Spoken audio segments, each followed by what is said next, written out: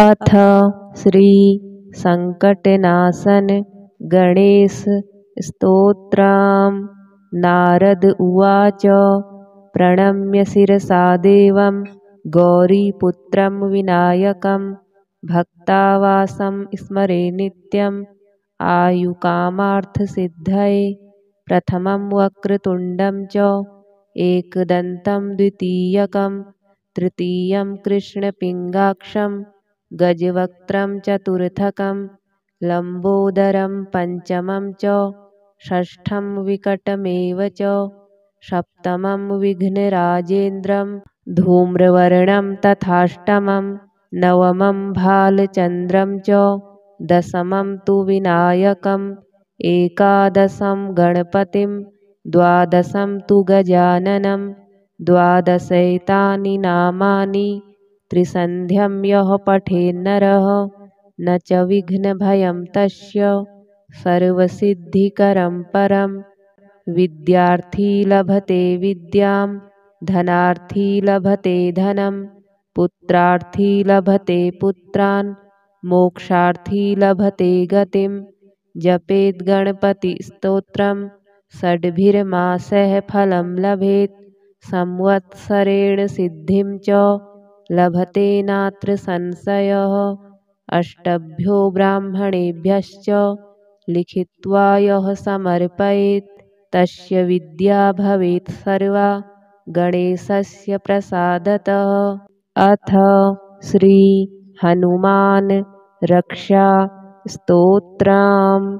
प्रणम्य श्रीगणेशं च श्रीरामं मारुतिं तथा रक्षामिमां पठेत् प्राज्ञः श्रद्धाभक्तिसमन्वितः। शिरो मे हनुमान् पातु भालं पवननन्दनः आञ्जनेयो दृशौ पातु रामचन्द्रप्रियश्रुति घ्राणं पातु महावीरो मुखं लक्ष्मणप्राणदः जिह्वां मनोजवः पातु कण्ठं पातु जितेन्द्रियः स्कन्धौ महाबली पातु भुजौ सङ्कटमोचनः करौ विश्वम्भरः पातु हृदयं सर्वशक्तिमान् मध्यं पातु महातेजः नाभिं सागरलङ्घनः रामदूतः कटी पातु शक्थिनी राक्षसेन्द्रजित् ऊरू पुच्छबलः पातु भीमगर्वापहारकः जानुनी श्रीप्रदः पातु जङ्घे लङ्काप्रदाहकः पादौ श्रीरामभक्तश्च सूर्यमण्डलभक्षकः हनुमान् पातु मे कायं मकरध्वजजन्मदः एतां रुद्रबलोपेतां रक्षां यः सुकृती पठेत् सदीर्घायुसुखी पुत्री बलवान् बुद्धिमान् भवेत्। श्री संकटनाशन गणेश स्तोत्रम्। नारद उवाच। प्रणम्य शिरसा देवं गौरीपुत्रं विनायकं भक्तावासं स्मरे नित्यम् आयुकामार्थसिद्धये। प्रथमं वक्रतुण्डं च एकदन्तं द्वितीयकं तृतीयं कृष्णपिङ्गाक्षं गजवक्त्रं चतुर्थकं लम्बोदरं पञ्चमं च षष्ठं विकटमेव च सप्तमं विघ्नराजेन्द्रं धूम्रवर्णं तथाष्टमं नवमं भालचन्द्रं च दशमं तु विनायकम् एकादशं गणपतिं द्वादशं तु गजाननं द्वादशैतानि नामानि त्रिसन्ध्यं यः पठेन्नरः न च विघ्नभयं तस्य सर्वसिद्धिकरं परम्। विद्यार्थी लभते विद्यां धनार्थी लभते धनं पुत्रार्थी लभते पुत्रान् मोक्षार्थी लभते गतिं। जपेत् गणपतिस्तोत्रं षड्भिर्मासैः फलं लभेत् संवत्सरेण सिद्धिं च लभते नात्र संशयः। अष्टभ्यो ब्राह्मणेभ्यश्च लिखित्वा यः समर्पयेत् तस्य विद्या भवेत् सर्वा गणेशस्य प्रसादतः। अथ श्री हनुमान रक्षा स्तोत्रम्। प्रणम्य श्रीगणेशं च श्रीरामं मारुतिं तथा रक्षामिमां पठेत् प्राज्ञः श्रद्धाभक्तिसमन्वितः। शिरो मे हनुमान् पातु भालं पवननन्दनः। आञ्जनेयो दृशौ पातु रामचन्द्रप्रियश्रुति। घ्राणं पातु महावीरो मुखं लक्ष्मणप्राणदः। जिह्वां मनोजवः पातु कण्ठं पातु जितेन्द्रियः। स्कन्धौ महाबली पातु भुजौ सङ्कटमोचनः। करौ विश्वम्भरः पातु हृदयं सर्वशक्तिमान्। मध्यं पातु महातेजः नाभिं सागरलङ्घनः। रामदूतः कटी पातु शक्थिनी राक्षसेन्द्रजित्।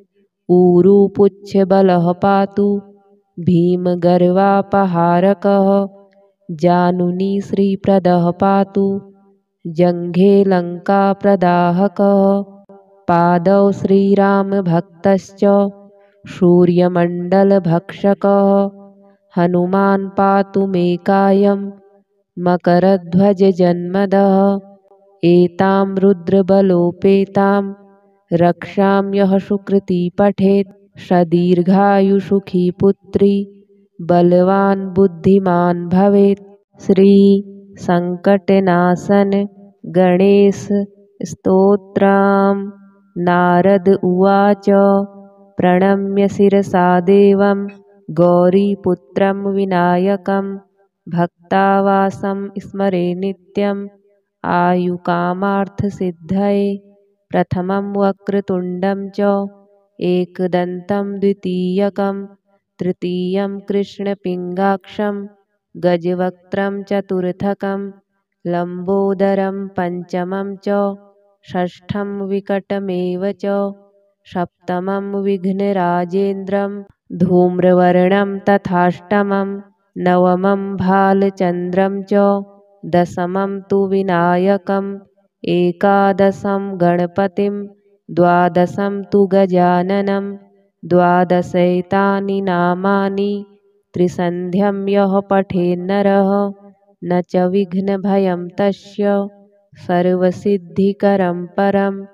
विद्यार्थी लभते विद्यां धनार्थी लभते धनं पुत्रार्थी लभते पुत्रान् मोक्षार्थी लभते गतिं। जपेत् गणपतिस्तोत्रं षड्भिर्मासैः फलं लभेत्। संवत्सरेण सिद्धिं च लभते नात्र संशयः। अष्टभ्यो ब्राह्मणेभ्यश्च लिखित्वा यः समर्पयेत् तस्य विद्या भवेत् सर्वा गणेशस्य प्रसादतः। अथ श्री हनुमान रक्षा स्तोत्रम्। प्रणम्य श्रीगणेशं च श्रीरामं मारुतिं तथा रक्षामिमां पठेत् प्राज्ञः श्रद्धाभक्तिसमन्वितः।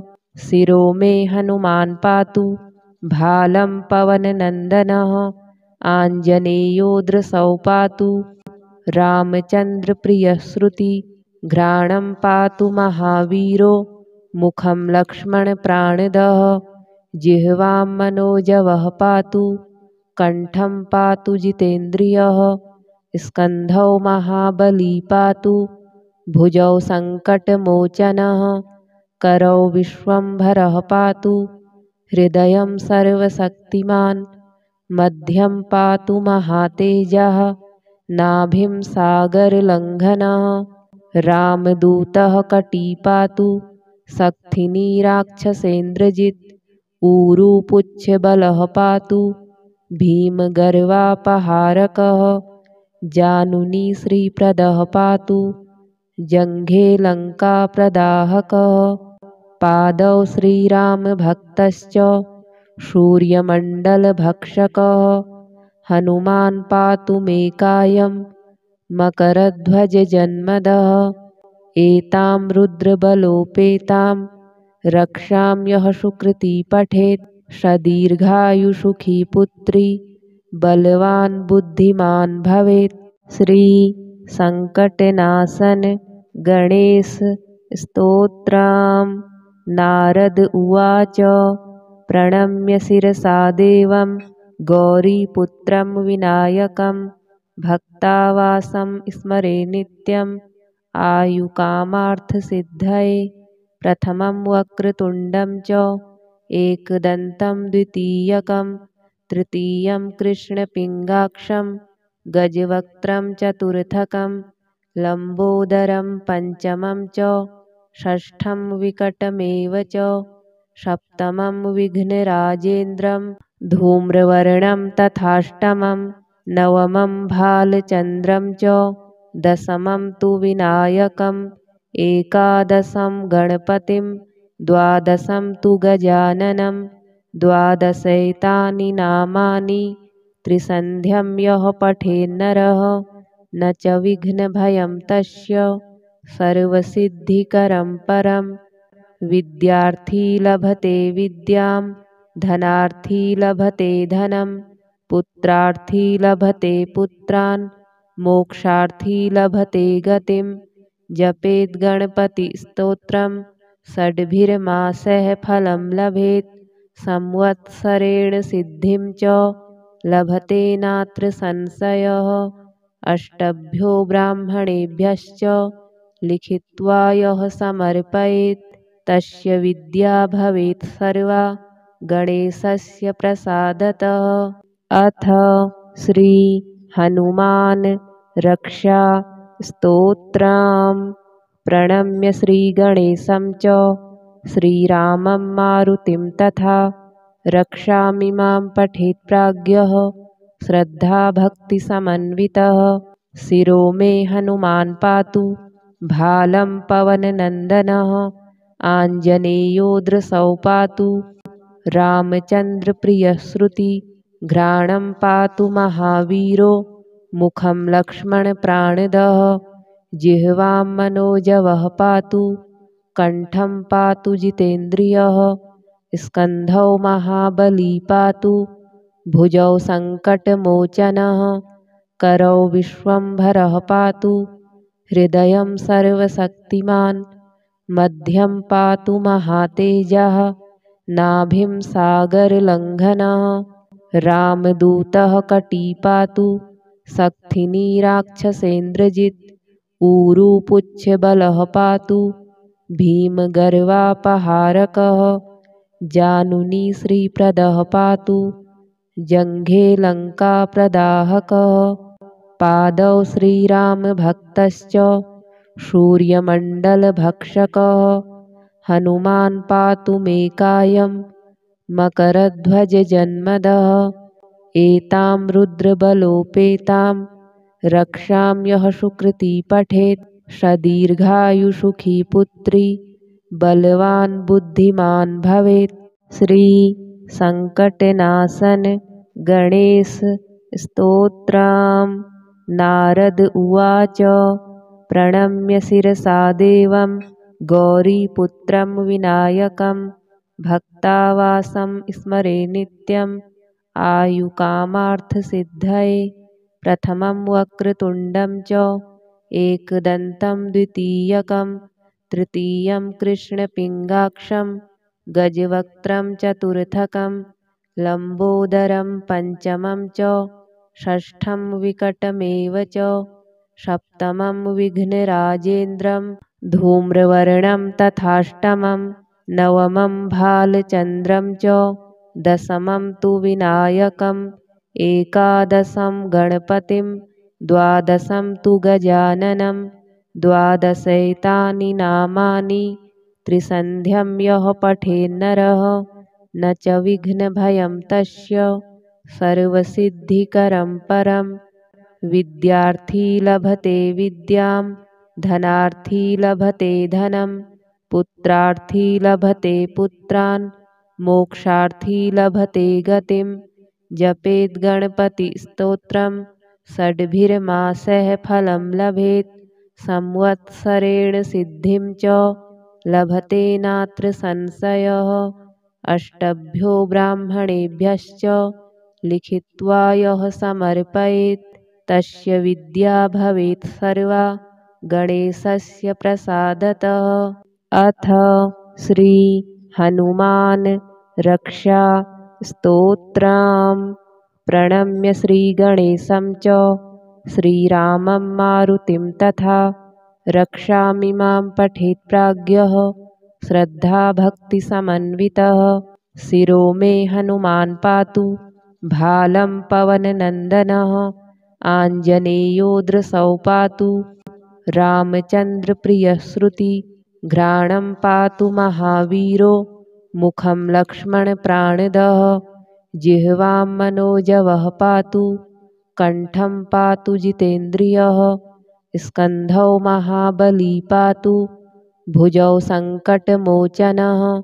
करौ विश्वम्भरः पातु हृदयं सर्वशक्तिमान्। मध्यं पातु महातेजः नाभिं सागरलङ्घनः।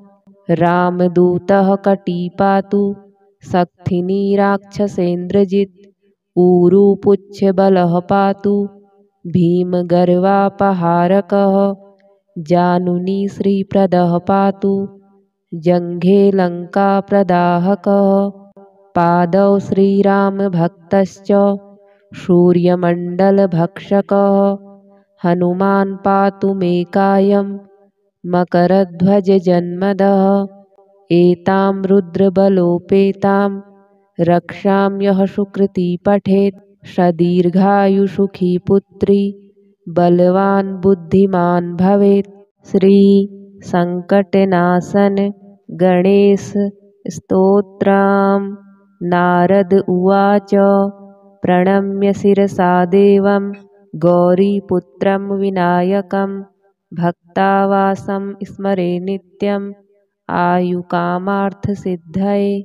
प्रथमं वक्रतुण्डं च एकदन्तं द्वितीयकं तृतीयं कृष्णपिङ्गाक्षं गजवक्त्रं चतुर्थकं लम्बोदरं पञ्चमं च षष्ठं विकटमेव च सप्तमं विघ्नराजेन्द्रं धूम्रवर्णं तथाष्टमं नवमं भालचन्द्रं च दशमं तु विनायकम् एकादशं गणपतिं द्वादशं तु गजाननं। द्वादशैतानि नामानि त्रिसन्ध्यं यः पठेन्नरः न च विघ्नभयं तस्य सर्वसिद्धिकरं परम्।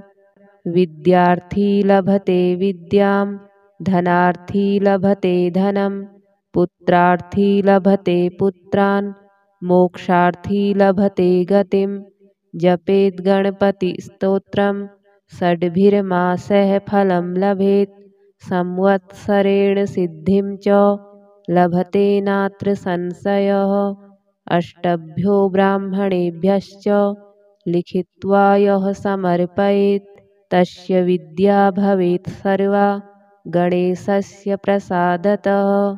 अथ श्री हनुमान रक्षा स्तोत्रम्। प्रणम्य श्रीगणेशं च श्रीरामं मारुतिं तथा रक्षामिमां पठेत् प्राज्ञः श्रद्धाभक्तिसमन्वितः। शिरो मे हनुमान् पातु भालं पवननन्दनः। आञ्जनेयो दृशौ पातु रामचन्द्रप्रियश्रुति। घ्राणं पातु महावीरो मुखं लक्ष्मणप्राणदः। जिह्वां मनोजवः पातु कण्ठं पातु जितेन्द्रियः। स्कन्धौ महाबली पातु भुजौ सङ्कटमोचनः। करौ विश्वम्भरः पातु हृदयं सर्वशक्तिमान्। मध्यं पातु महातेजः नाभिं सागरलङ्घनः। रामदूतः कटी पातु शक्थिनी राक्षसेन्द्रजित्। ऊरू पुच्छबलः पातु भीमगर्वापहारकः। जानुनी श्रीप्रदः पातु जङ्घे लङ्काप्रदाहकः। पादौ श्रीरामभक्तश्च सूर्यमण्डलभक्षकः हनुमान् पातु मे कायं मकरध्वजजन्मदः एतां रुद्रबलोपेतां रक्षां यः सुकृती पठेत् सदीर्घायुसुखी पुत्री बलवान् बुद्धिमान् भवेत्। श्री संकटनाशन गणेश स्तोत्रम्। नारद उवाच प्रणम्य शिरसा देवं गौरीपुत्रं विनायकं भक्तावासं स्मरे नित्यम् आयुकामार्थसिद्धये। प्रथमं वक्रतुण्डं च एकदन्तं द्वितीयकं तृतीयं कृष्णपिङ्गाक्षं गजवक्त्रं चतुर्थकं लम्बोदरं पञ्चमं च षष्ठं विकटमेव च सप्तमं विघ्नराजेन्द्रं धूम्रवर्णं तथाष्टमं नवमं भालचन्द्रं च दशमं तु विनायकम् एकादशं गणपतिं द्वादशं तु गजाननं द्वादशैतानि नामानि त्रिसन्ध्यं यः पठेन्नरः न च विघ्नभयं तस्य सर्वसिद्धिकरं परम्। विद्यार्थी लभते विद्यां धनार्थी लभते धनं पुत्रार्थी लभते पुत्रान् मोक्षार्थी लभते गतिं। जपेत् गणपतिस्तोत्रं षड्भिर्मासैः फलं लभेत् संवत्सरेण सिद्धिं च लभते नात्र संशयः। अष्टभ्यो ब्राह्मणेभ्यश्च लिखित्वा यः समर्पयेत् तस्य विद्या भवेत् सर्वा गणेशस्य प्रसादतः। अथ श्री हनुमान् रक्षा स्तोत्रम्। प्रणम्य श्रीगणेशं च श्रीरामं मारुतिं तथा रक्षामिमां पठेत् प्राज्ञः श्रद्धाभक्तिसमन्वितः। शिरो मे हनुमान् पातु भालं पवननन्दनः आञ्जनेयो दृशौ पातु रामचन्द्रप्रियश्रुतिघ्राणं पातु महावीरो मुखं लक्ष्मणप्राणदः जिह्वां मनोजवः पातु कण्ठं पातु जितेन्द्रियः स्कन्धौ महाबली पातु भुजौ सङ्कटमोचनः करौ विश्वम्भरः पातु हृदयं सर्वशक्तिमान् मध्यं पातु महातेजः नाभिं सागरलङ्घनः रामदूतः कटी पातु शक्तिनी राक्षसेन्द्रजित् ऊरुपुच्छबलः पातु भीमगर्वापहारकः जानुनी श्रीप्रदः पातु जङ्घे लङ्काप्रदाहकः पादौ श्रीरामभक्तश्च सूर्यमण्डलभक्षकः हनुमान् पातु मे कायं मकरध्वजजन्मदः एतां रुद्रबलोपेतां रक्षां यः सुकृती पठेत् सदीर्घायुसुखी पुत्री बलवान् बुद्धिमान् भवेत्। श्री संकटनाशन गणेश स्तोत्रम्। नारद उवाच प्रणम्य शिरसा देवं गौरीपुत्रं विनायकं भक्तावासं स्मरे नित्यम् आयुकामार्थसिद्धये। प्रथमं वक्रतुण्डं च एकदन्तं द्वितीयकं तृतीयं कृष्णपिङ्गाक्षं गजवक्त्रं चतुर्थकं लम्बोदरं पञ्चमं च षष्ठं विकटमेव च सप्तमं विघ्नराजेन्द्रं धूम्रवर्णं तथाष्टमं नवमं भालचन्द्रं च दशमं तु विनायकम् एकादशं गणपतिं द्वादशं तु गजाननं द्वादशैतानि नामानि त्रिसन्ध्यं यः पठेन्नरः न च विघ्नभयं तस्य सर्वसिद्धिकरं परम्।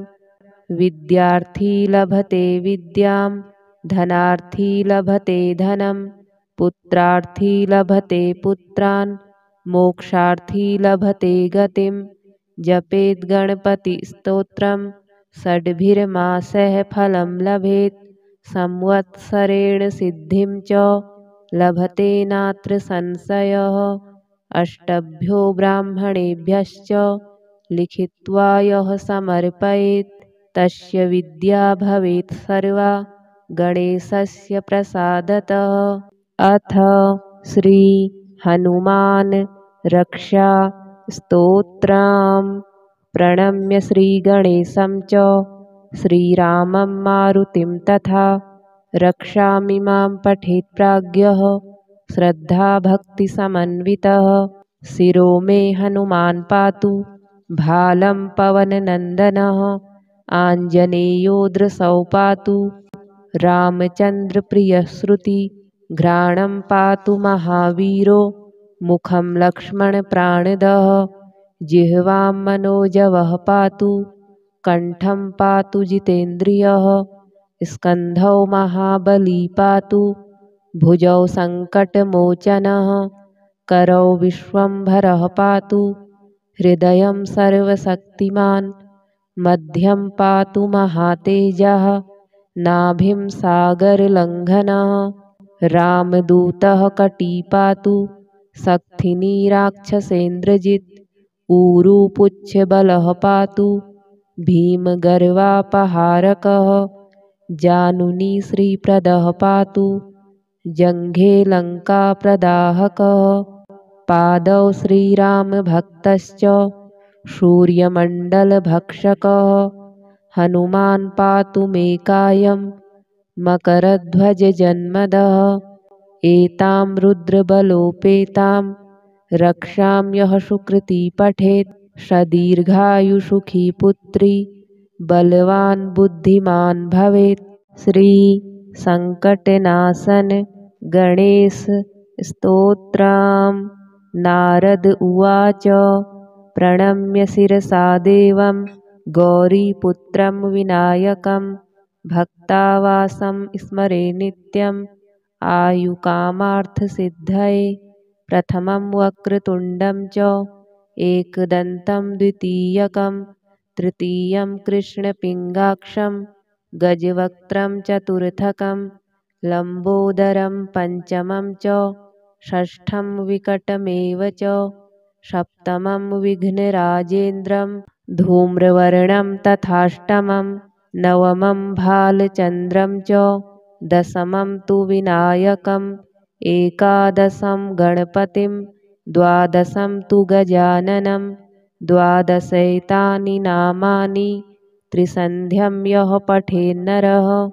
न च विघ्नभयं तस्य सर्वसिद्धिकरं परम् विद्यार्थी लभते विद्यां धनार्थी लभते धनं पुत्रार्थी लभते पुत्रान् मोक्षार्थी लभते गतिं जपेद् गणपतिस्तोत्रं षड्भिर्मासैः फलं लभेत् संवत्सरेण सिद्धिं च लभते नात्र संशयः अष्टभ्यो ब्राह्मणेभ्यश्च लिखित्वा यः समर्पयेत् तस्य विद्या भवेत् सर्वा गणेशस्य प्रसादतः।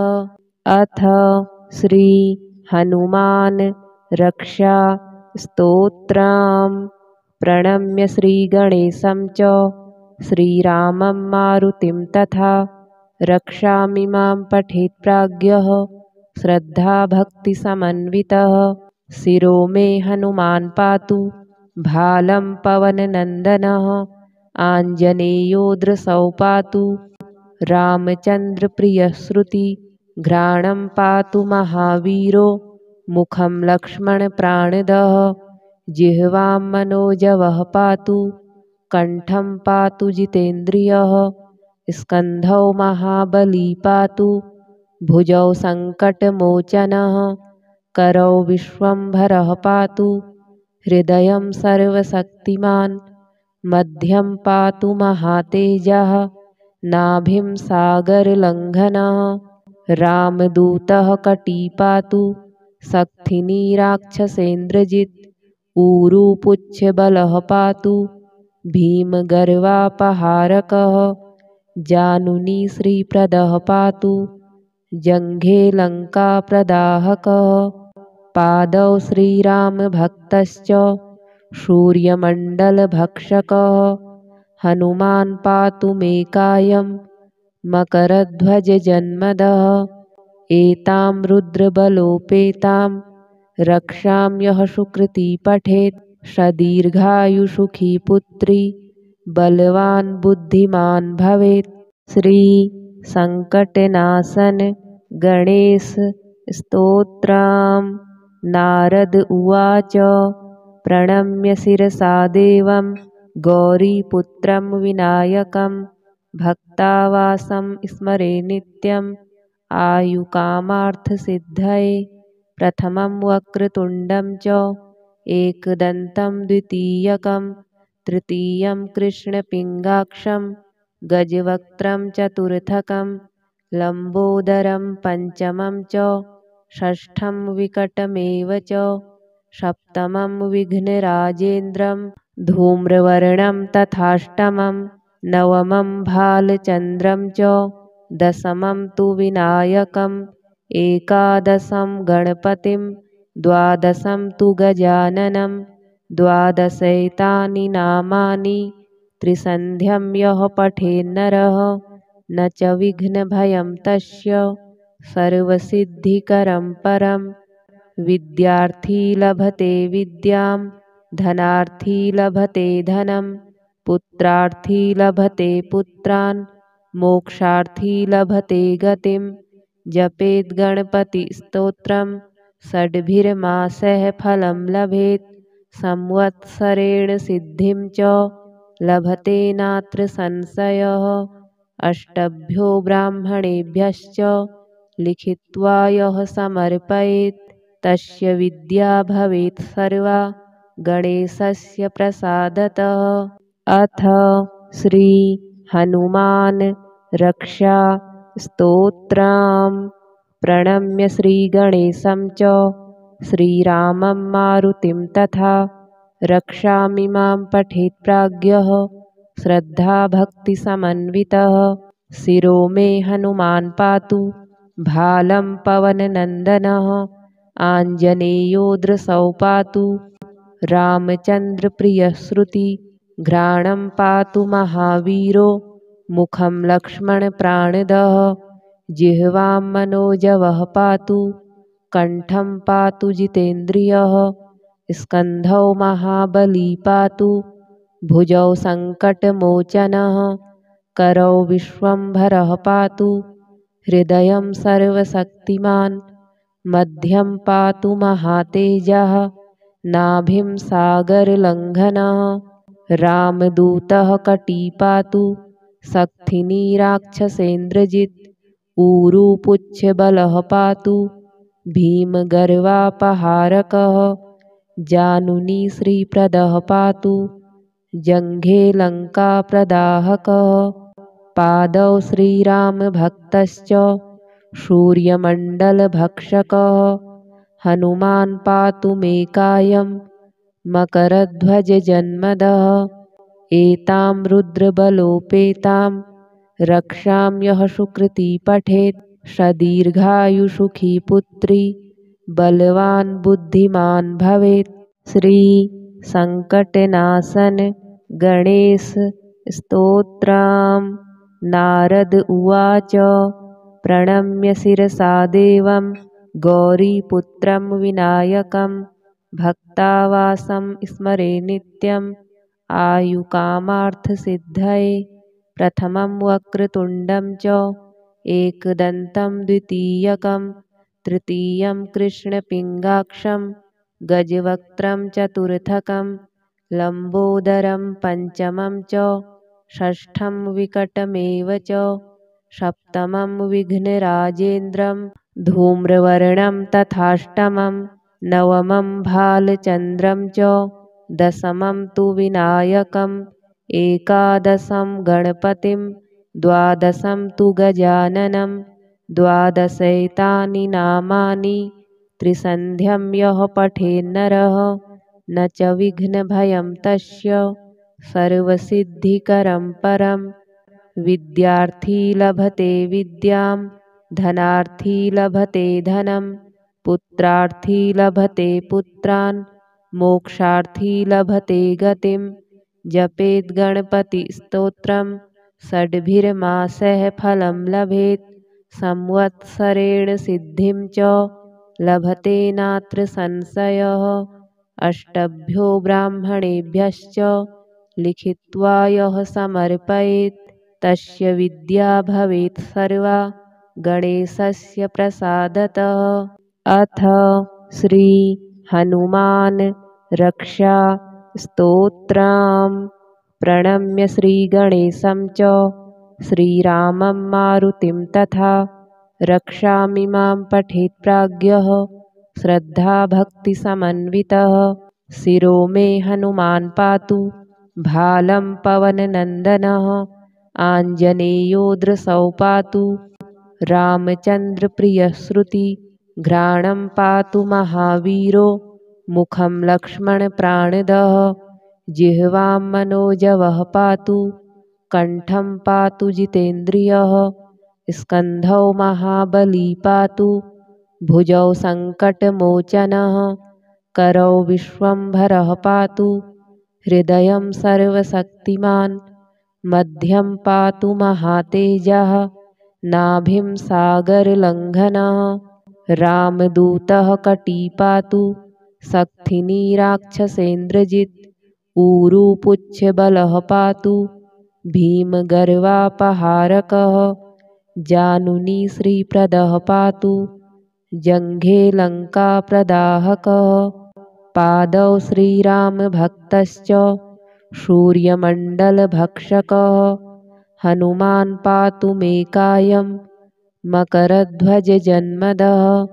एतां रुद्रबलोपेतां रक्षां यः सुकृती पठेत् सदीर्घायुसुखी पुत्री बलवान् बुद्धिमान् भवेत्।